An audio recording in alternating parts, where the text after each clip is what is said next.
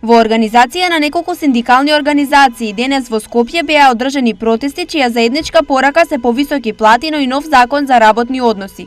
За прв пат на протестите заедно излегоа два полициски синдикати со представници од шумска, судска и затворска полиција, но и еден од образовните синдикати, а пораката до министерот Оливер Спасовски беше следната. Ова значило почеток на тоа што треба. Ова е срамно што се случува моментално. Образовниот синдикат исто така се придружи на незадоволството, споменувајќи ги недостатоците во законот за плати.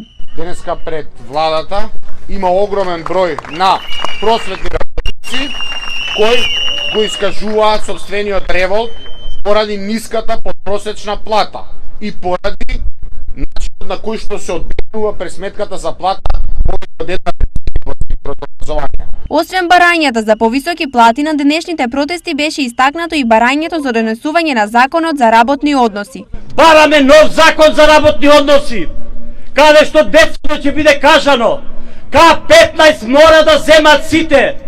Пола од работниците немаат земено К15. Некој зема, некој не зема.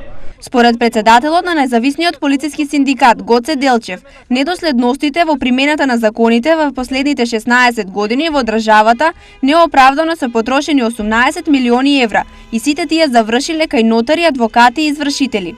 Синдикалците најавија цврст став во барањата и откако ќе добијат дозвола во близина на владата ќе постават шатори и камп приколки.